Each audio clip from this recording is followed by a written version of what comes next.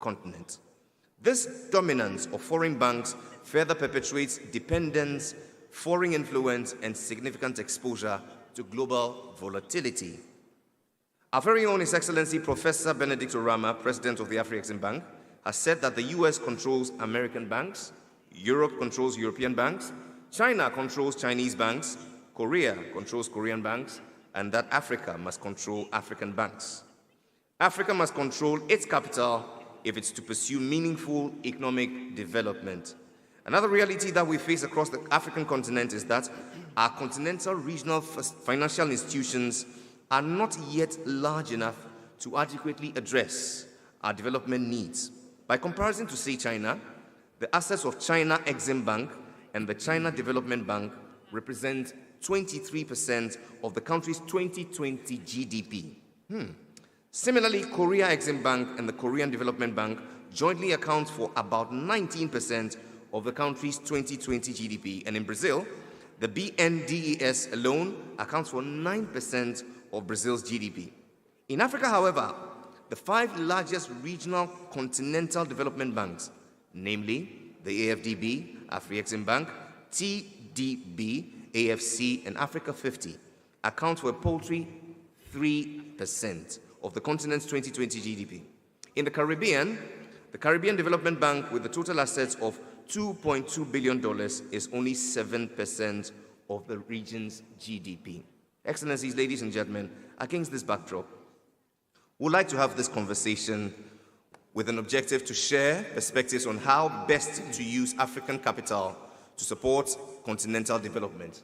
Also to examine how governments can better support investment flows into regional and continental financial institutions to build the necessary scale to support Africa's development needs, and delve into what can be done to better empower African banks and the Afreximbank and other continental and regional financial institutions to lead continental integration. I go now to my panelists, and I'm happy to be joined by 2 former heads of state and 1 current head of state and representatives of current heads of state and government. I want to begin with a fundamental question. Let's say, for example, how do we use African capital to support continental development? What policy, choices, and reforms are required? For instance, could countries reform national investment rules to allow sovereign wealth funds and pension funds to invest in regional and continental financial institutions? I want to begin first with our former presidents. Let me start with you,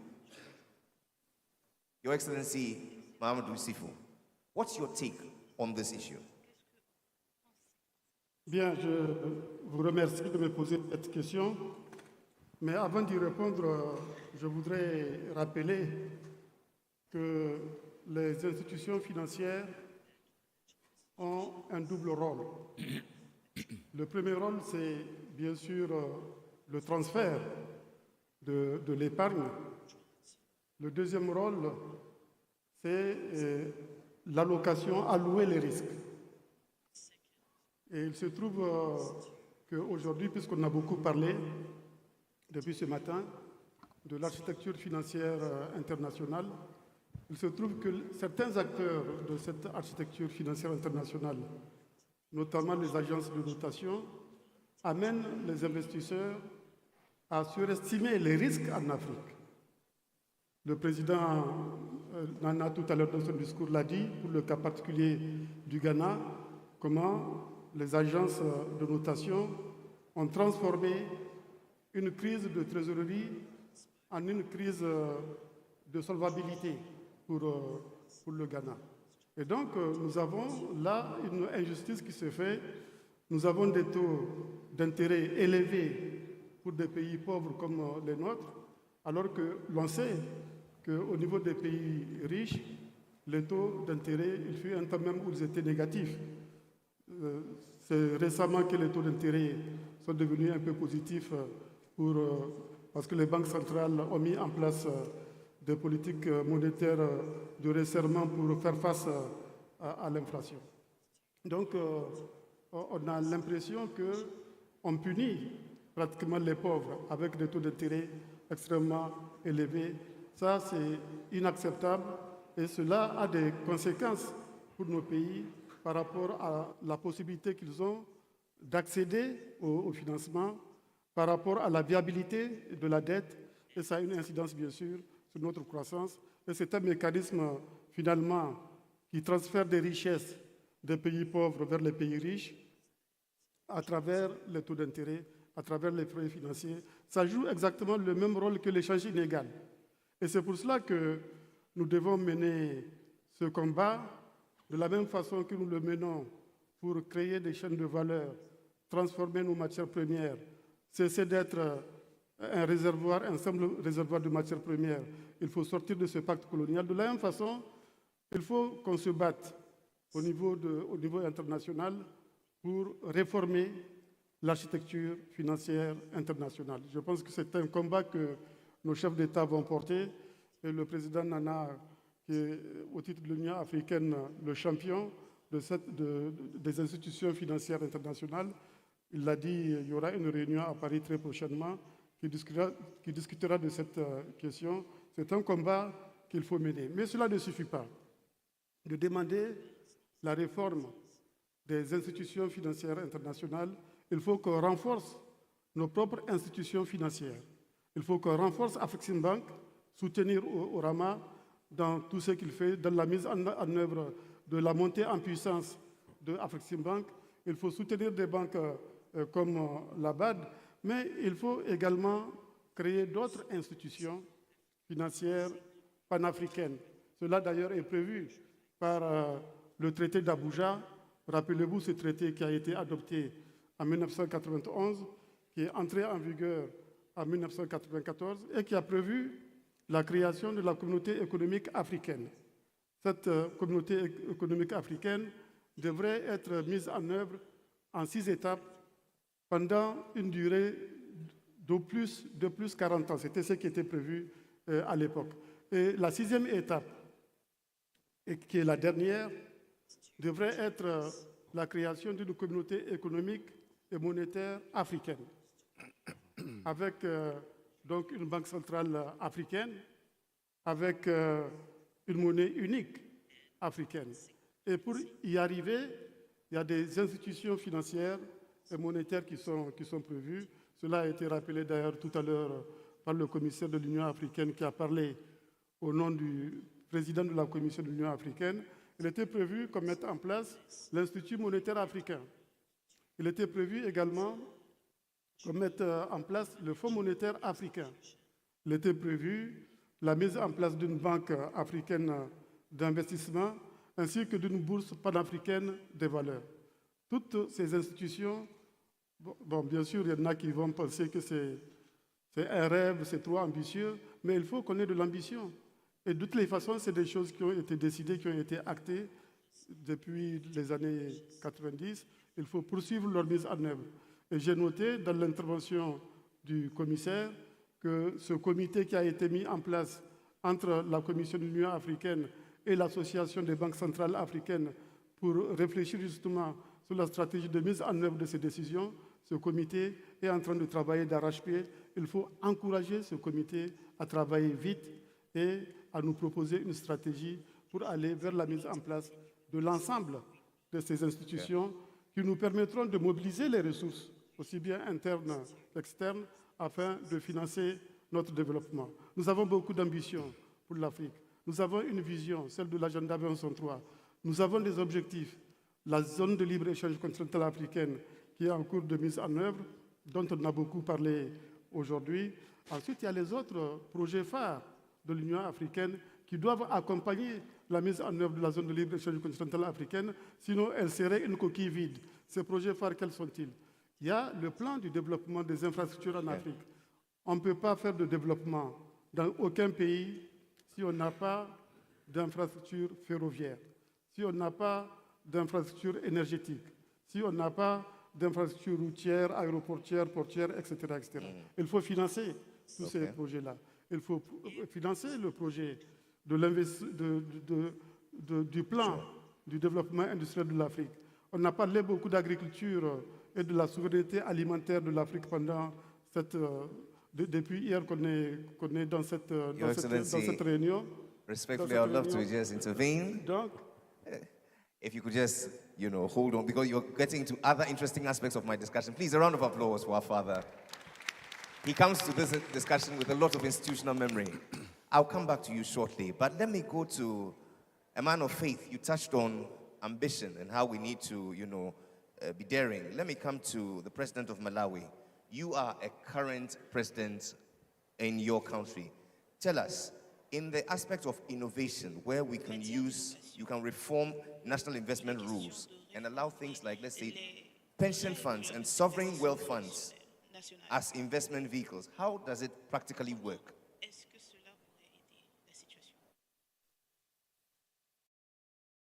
Thank you very much. I think we live in a very, very interesting era because trading amongst ourselves, which needs to be encouraged, a lot of these young people, a lot of these women are the ones doing it, and those of us in authority need to give them the latitude to be able to do that freely.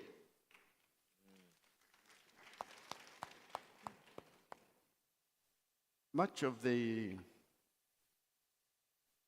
brain drain can be substituted by brain swaps, where those who have certain skills needed in one country can freely be exchanged with those that have other skills needed in another country, just like we have all things needed to be traded amongst ourselves in a continent. And we can do that deliberately. But much of the problem is those of us in authority who have so much ego that we want our way, regardless of what has worked and needs to work and be encouraged, like Afreximbank is doing. We have seen in some of our universities young people that have become so innovative, and they have even patented their innovations and creations, and funds that sometimes are sitting idle somewhere, and people declare all manner of dividends and profits year after year, and yet the economy is not functioning like it should. These are the things we need to invest in order to create more wealth. The more prosperity we create, the more liberty we will have for ourselves. Because sometimes we're looked down upon as if we are nothing, because they feel like we haven't created and produced our own wealth. But we have the capacity to be able to do that. And so that would be some of the things that we would need to do deliberately to set in motion a continent that truly rises, because it's agreed that this is the way to go. And some of these things then, even at a conference like this, when they are shared, they need to go back, for those of us who represent our nations, domesticate them and make sure that we work with them so that together in unity, the synergy that we create is able to lift us all up. Thank you. If I could follow up, please, a round of applause. I like that part where you stress about the need to allow young people, and especially women who are the next center of commerce, to really innovate. And it really reinforces a point raised by the Honorable Mia Momotli that we should believe in our people and create institutions and systems that allow them to flourish. If I may follow up to this submission that you've made, let me ask this question. How do governments and policymakers therefore engineer an African-controlled continental financial system?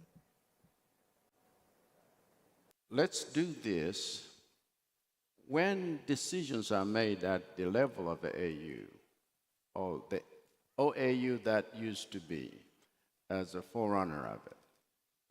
Those of us who have the ability, let's not push the dream farther and farther away.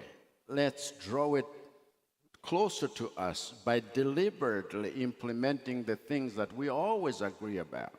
because these are the things that we have always said we would do.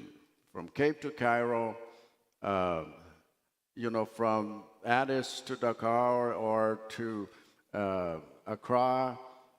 For example, right now, what we can do from Banguela all the way to Nakala, have a railroad system that crosses that part of Southern Africa and makes sure that we have goods and services moving freely and cheaply. Sometimes, just traveling to West Africa from where I come from, I have to go to Europe and then come down because it's cheaper that way. Why is traveling amongst ourselves the most expensive? And so why should we have things that we can work on and say, let's remove these barriers. Let's have what Afrexim, for example, is pushing for, and would be a good thing at 30th anniversary to affirm that, so that we have a common system of payment in order for us to trade amongst ourselves without so much trouble. And since you're sounding like the president of Kenya, let me go straight. Let me go straight to his representative, the Minister for Finance of the Republic of Kenya, the Honorable Matia Kasaija. No, sorry, I beg your pardon. Sorry, the Honorable Professor, I beg your pardon, in Njuguna Ndungu. Let me put this to you. Against the backdrop of all that has been said, let's see, what is required then to build, let's say, a sizable financial system that can promote the much-needed investments to promote long-term growth while assisting the continent or region to confront short-term economic shocks? Thank you. Thank you very much. And when I came here, I was going to read a speech for His Excellency President William Ruto of the Republic of Kenya. I guess he did that so eloquently. But I think, and the theme itself was actually delivering the vision, and that is the benefits of strong continental financial institutions. And I think the issues that are actually coming up are quite consistent with that theme. But let me first of all say that on behalf of the government of Kenya, I take this opportunity to thank the African Export-Import Bank for extending the invitation to the Republic of Kenya on its 30th anniversary celebrations, which is an annual and also advisory group meeting of the Afreximbank. And we are celebrating 30 years. And that is for us a milestone. But having said that, I have to come back to your question. The whole issue is, how do we finance development? And that is, the crucial issue is, why do you need banks? And I have the advantage, having been a governor of the Central Bank of Kenya for 8 years, my life prior to that. And so I can tell you that we started by saying, why do we have so many small domestic banks which are not growing? And one of them, I'm taking over from His Excellency, President of Malawi, is actually the inhibitions of trying to bring the bottom of the pyramid to open bank accounts. It's because the payment system was what they need first. And you can imagine, if you take the journey from 2007, when we introduced mobile phone-based financial transactions, or what I call retail electronic payment system, it is a game changer. It became a game changer. And some of you who come from the East African region, you can see Kenyan banks covered the region. But they haven't moved with the speed that we anticipated. And the question is to ask why. Somebody started by talking about institutions. I have a very strong inclination towards institutions. Two functions that they have to play. The first one is actually to define the legal framework, or the rules of the game, if you want. And the second one is to define appropriate incentives, which is actually the reward system. A combination of the legal framework and the incentive mechanisms is going to encourage prudent behavior in the marketplace. That's why, when I talked about that in re-engineering, what has held us back is actually the institutional failure problem that has not pushed us to the limit. And an institutional failure problem of necessity will actually to produce a policy failure problem. So you can see that combination is very, very important. Recently, I was talking to the World Bank, and they said that they are looking at the World Development Report theme as the middle income trap.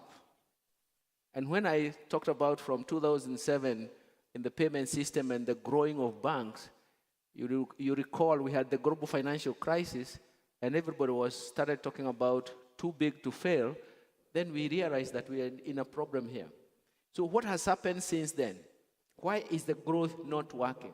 Or why is the expansion or creating a very strong financial architecture in the region is not working? Before we even talk about MDBs. First, of course, everybody will come and talk about bankability of projects. But I think that is not what they are really looking for. They are looking at the risk and how you can price that risk. The global financial crisis was about the risk and how you price the risk. So if you don't have if the information asymmetry is such that you do not understand the risk and you cannot price the risk, then you face all the manner of problems. That is why we have to ask ourselves, what next is going to be very important. But the other one is actually to discover the market niche. We are happy that Afreximbank is actually moving in terms of trying to enlarge our own risk, including industrial parks where we can actually use aggregators. That is the niche we want to push. That is the development space that we can push and we work with. And that is what is going to give us that strong idea. Because we still have to ask ourselves, that World Bank development report on looking at the middle income trap is real. And you can look at all the countries in the middle income and what has happened. And one of them is actually an institutional failure problem. But we have to go back to the MDBs themselves. And because the architect of the Bridgetown initiative is here, I'm very happy to say that we also have to ask ourselves, what about the financial architect we are looking at in our own domestic economies before we even talk about regional? Because we have to talk about regional when we also mirror ourselves in terms of the regional banks and what we would like them to see. The first thing is to understand that you cannot borrow commercially, governments cannot borrow commercially to finance development. This is impossible because of the interest rate structure. That interest rate structure is driven by, one, cost of funds, and the other one is asymmetric problems in terms of pricing risk. And that's where we get into problems. How do we now create a new financial infrastructure, architecture that is going to be consistent with our needs, but at the same time bring down the cost which is emanating from risks, and the other side of it is actually the bankability of the project. That is something that we want to look at, and we want to start from the institutions to the architect of the financial system, and finally, how do we actually sustain our regional banks so that they can actually marry the financial architecture we want to conform to. When we are in emergencies, for example, the Afreximbank jumped into the space to help countries navigate the COVID-19. That's a quick action. We want to go back into trade. What is inhibiting regional trade is actually payment system. You can see even remittances had major problems internationally. That is why, because of that frustration, everybody came up trying to create cryptocurrencies, and you can see the kind of pitfalls we get through that. So it's in a sense, the payment system is going to be the gateway for so many things. One of them is trade, then the other one is investment across the board, including using the PPP, public-private partnership, so that we can even finance regional programs, regional projects. And that's why I'm going back to the institutional issue and the institutional architecture. Thank you. Thank you very much. He joins us with a wealth of knowledge, ladies and gentlemen, and close to 30 years experience as head of government for St. Vincent and Grenadines, His Excellency Ralph Everett Gonzalez. Share with us briefly, I want to ask you a twin question. What's the experience in the Caribbean like in the light of all that we've talked about? But particularly, I want you to delve into the area of what is required to build like the large-scale financial systems that can promote the much-needed investments to promote long-term growth while assisting continental and regional, to confront, short-term economic shocks on the regional front. Thank you very much. I'd like to begin first with a backdrop to link what you're asking with what went this morning. The case was made unequivocally this morning that in order to advance and further ennoble the African and Caribbean civilizations, we have to strengthen the material base of that civilization. And secondly, the point was made this morning that in order to lay that material base for the advance of our civilizations, our respective civilizations, that we have to build modern, competitive, many-sided, post-colonial economies which are at once national, regional, and global. And each of those words is pregnant with real meaning. Inside of the building, the construction of this modern, competitive, many-sided post-colonial economy, the financial apparatuses are critical. And we have to disaggregate them between development financing, which comes externally, like, for instance, through the World Bank and other international institutions, Caribbean and African development banks, and then, of course, commercial banks and allied institutions. And they have different purposes, as the distinguished finance minister representative from Kenya just spoke about.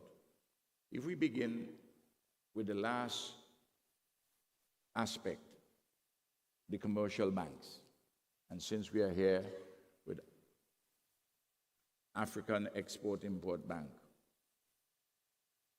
I think we have to acknowledge that in an age of the concentration of capital, of monopoly capitalism, small, undercapitalized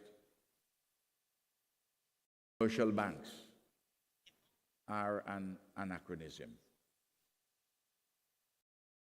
Small, undercapitalized commercial banks in an age of capital, where those small banks, in addition to being undercapitalized, have liquidity problems, they are a complete disaster. Yeah. So it is important that across the Caribbean and across Africa, where these small, undercapitalized banks are, you have to have an amalgamation of these banks in order to be able to have the requisite level of capital in order to carry out the functions. To lend money, if you're undercapitalized, you can't lend a lot of money. Yeah. And if you can't lend a lot of money, Prof, you can't make money. It's as simple as that. So that's one area that you need to have a policy goal of amalgamation of small, undercapitalized banks. And you have to get rid of all the vanities and all the national considerations and all of those things if you're going to be serious about this business. Now, the Afreximbank is showing us that when you build a large capital base, they have an asset of $32 billion, a lot of money. That's why we have those agreements signed this morning, and he's looking to have that rise to $60 billion in assets in another 6 years. That's the sort of a financial institution you're talking about if you're going to mobilize private sector activity, or even some state activity. Do I take the point you can't borrow at commercial rates of interest for developmental purposes, especially climate change-related events?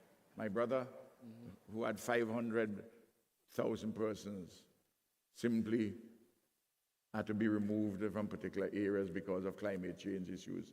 There's no way that can be dealt with other than by long-term development monies. You know, 45-year money is at half of 1 percentage point. You get that from IDA, the International Development Association of the World Bank. Yeah. The only way you can deal with that. That's right. Then we come to both the development bank, and particularly commercial banks, how do we regulate them?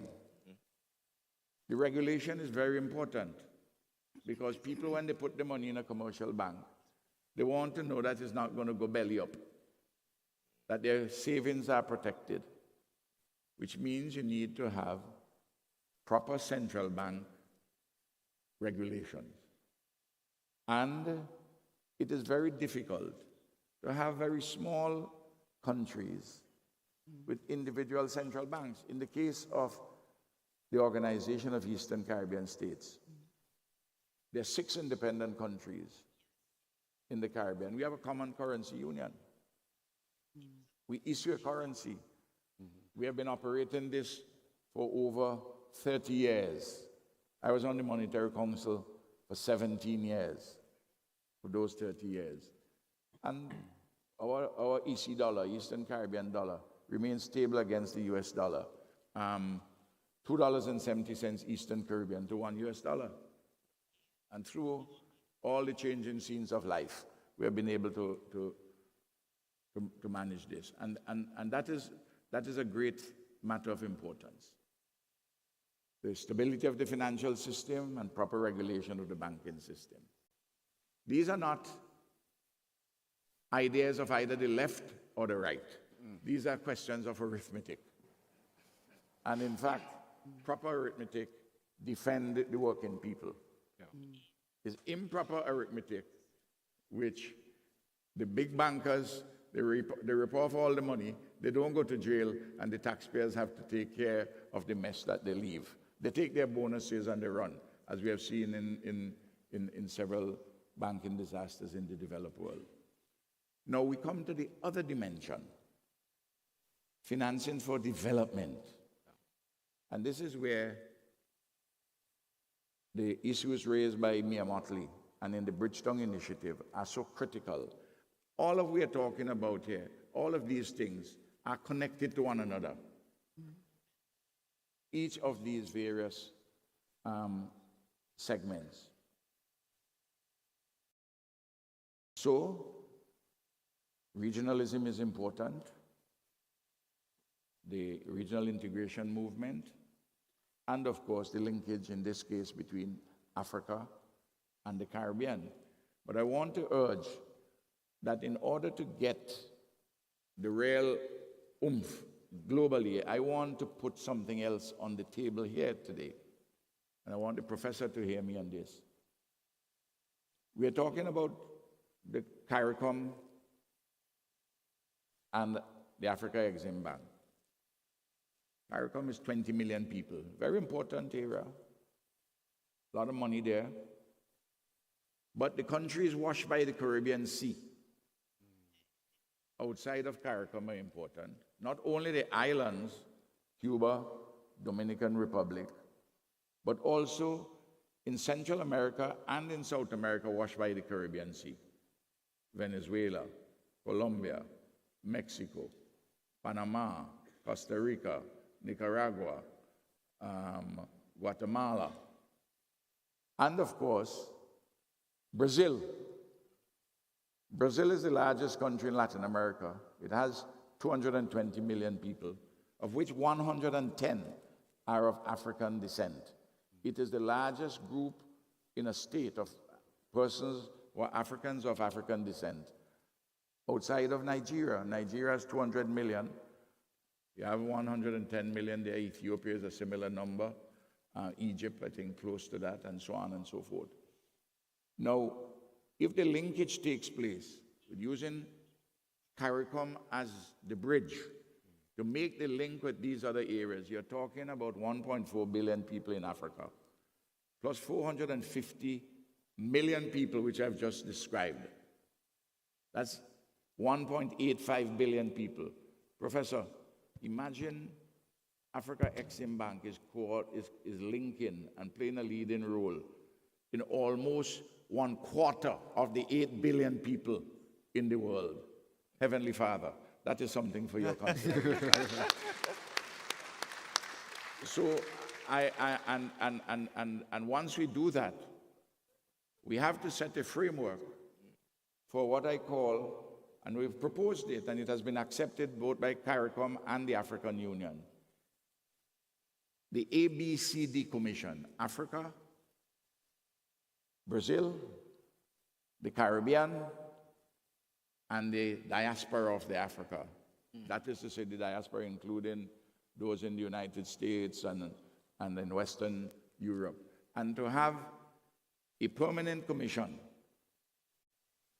and this is easy to fashion both between the African Union and CARICOM, to oversee, to help to carry out the broad strategic purposes and to oversee the implementation of many of the things which you asked me about.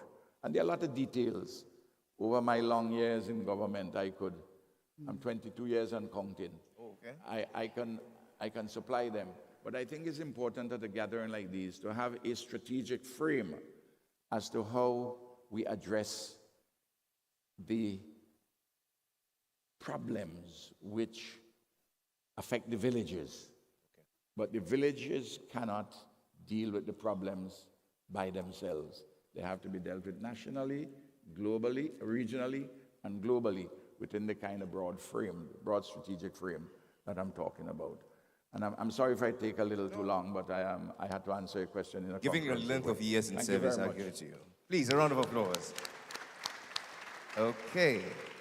So you make great cases, you make a great case, I beg your pardon, for, regulation, amalgamation, and, strengthening of the base and all, which leads me to Egypt, a very, sophisticated market, very established market in the financial space. I want to ask you, in the case of financial institutions expanding, they may be susceptible to global competition and ideological and policy attacks. How do we protect our continental and national financial institutions to deliver on their mandate? Thank you very much for the question. And let me say that there is one point we have to consider at this period of time. Given some external shocks we have been witnessing for the last 3.5 years, and most of them, or all of them, coming from outside the continent. The virus, the interruption to the supply chain, the high inflation, the war in Europe, and all of these together affected most of the people on the continent. And some people saying, oh, what about tomorrow? What are we gonna do if we have more external shocks? Should we have a different financial institutions to, or different financial architecture to be able to address that, to concentrate more on the mechanism to address these external shocks? By the way, one of the shock and big shock is the high inflation. Look at the main cause for the high inflation. With the COVID-19, trillions of dollars, euros were injected to the people who spent 2 years staying in their homes. So when you opened, they started to spend. When they started to spend, the imbalance between supply and demand emerged, and as a result, inflation started to go high. And the solution, tied the monetary policy. Increase interest rate. Increase interest rate, double effect, high inflation, high cost of finance. And who's paying the price? Those who are depending on others, depending on outside. So we started to pay more to get our need of food and energy. We started to pay more to get our need of financing. We started to reduce our local currencies. And our people started to suffer. So the question now, what about tomorrow? If we have more of such shocks, it means that our financial institutions must be, from now, ready for more shocks, more virus, more to the international world of what is we have witnessing now, and the issue of financing our development. So we need our financial institutions to come together, to integrate together. We need a master plan for our development in the coming period. We need our financial institutions, Afreximbank, African Development Bank, African Finance Cooperation, Africa, blah, blah, blah, all these together to be within a master plan to take us for the coming years, to protect us against such shocks, to ensure that our institutions will be able to observe such coming shocks. Now we are vulnerable. Each individual country in this continent are suffering from what happened over the last 3.5 years. So we need our African financial institution to be stronger, to be more integrated within a master plan. If we want a successful integration, whether for currency, whether for trade, whether for settlement, it means our financial institutions must work together on a comprehensive master plan to lead us for a specific period to achieve specific objectives. We are talking about Central Bank of Africa. We are talking about single currency. We are talking about settlement system for our local currency. I am very strong supporter of preparing our continent to be able to deal with tomorrow's shocks in order to protect our local financial institutions, which alone for each country might not be able anymore to address that. Given that the rating agencies are behind us, given that our level of debt is behind us, given that our debt service is eating our local resources and leaving us with a small space. So this is the view which I think many of the African finance ministers now are working about. What should be our financial architecture for Africa for tomorrow in integration with the international financial architecture. Last point is that infrastructure in Africa need huge development. I believe the new development bank, which is a BRICS group have created, is concentrating on develop the infrastructure, financing the infrastructure, which I believe Africa needs such a mechanism of such the new development bank for the BRICS groups, which concentrating more and more on financing infrastructure. Without a good infrastructure in Africa, we will continue for years talking about trade between us, which is not easy because we have problem with our infrastructure, with our roads, with our railway, with our flights between our continents. Thank you very much. Lovely interventions. Your Excellency Mohammed, thank you very much. Talk of shocks and talk of volatility, and I can talk of Ethiopia coming from a very troubled past where your economy was greatly challenged by drought and other things. You've come out as a very shining example of resilience and recovery. I want to ask you in the same light, the question I've asked your colleague, the finance minister for Egypt, but I want to also add this bit to it. Afrexim is bridging the wedge between the Caribbean and continental Africa through its funding programs, which will enable the creation of a regional office in Barbados and support for the establishment of the Caribbean Eximbank. How do we empower this determined institution to do more to foster inclusive growth among Africans, irrespective of location. And I ask that you first pay attention to the fact of the issue of the shocks and the insecurities and how you've overcome them, and tie it with this question. Yes, sir. Patrice? Yes. Ethiopia? Yes, please. Ethiopia. No, Well, Sao Tome. Pas l'Éthiopie, là. Forgive me. Sao Tome. Sao Tome. Well, that's what change happens. I'm African. I can be Ethiopian. too. Forgive me. I am, That's what happens.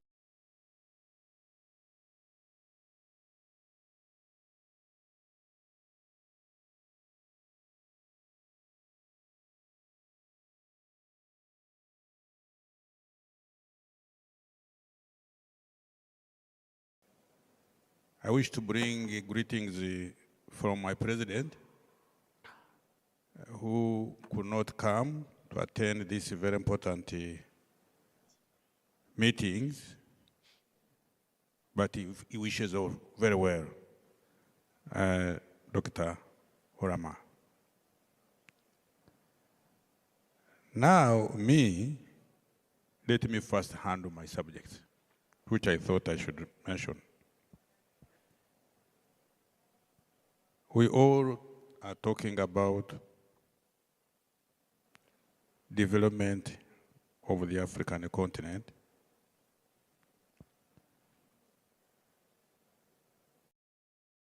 And the surrounding areas, most of which are occupied by people who came from Africa.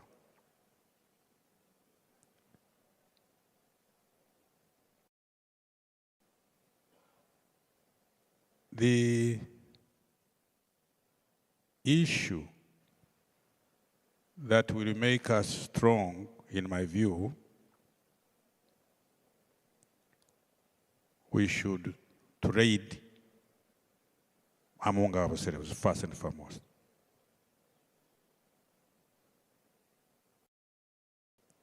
We have an instrument that the AU gave us, the African Continental Free Trade Areas.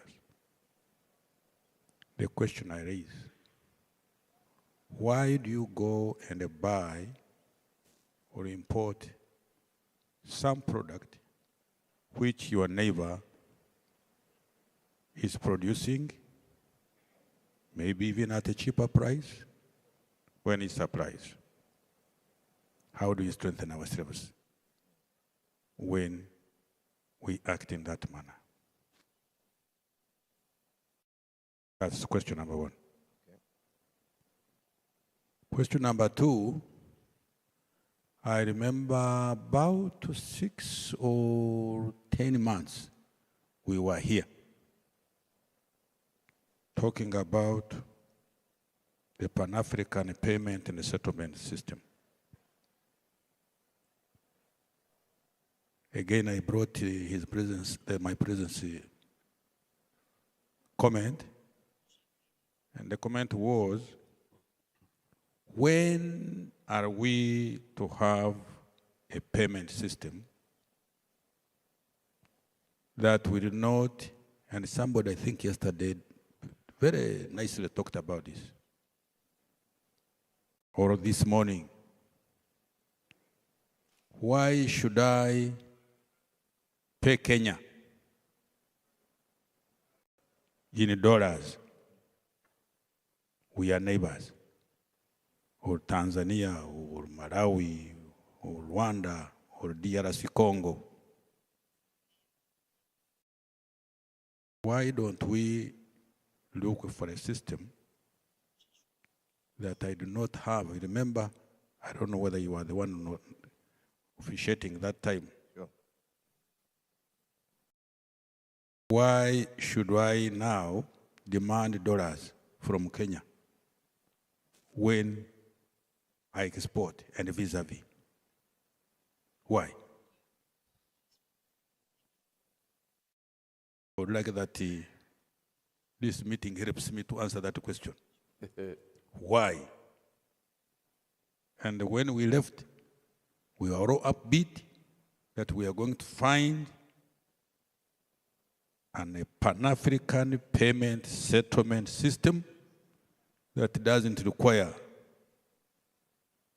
to trade in dollars or pounds or euros, even Chinese money. So the question is now, I'm also turning it to you. Aren't we shooting ourselves in the foot? If we are, then what is required to empower Afreximbank and other regional institutions to lead continental integration? Exactly. I thought I should begin with those two issues, Okay. so that somebody who has the knowledge and expertise, or somebody who has got the power to see how we sort out this. Now, going to your question, Yes. which you said, the question, can you repeat it again? I would have to change it and make it what is required then to empower Afreximbank and other regional institutions to lead continental integration. What do you need to do? We are here. We are here. In the light of what you've raised. We are here. We are the owner of the system. We are the shareholders. The problem is within us. Yes, it's within us. We could even take a decision today and say, this will be operated as this, like this, like this. To me, my suggestion is maybe Afreximbank could come with a suggestion on how to integrate and strengthen this issue, and we vote on it.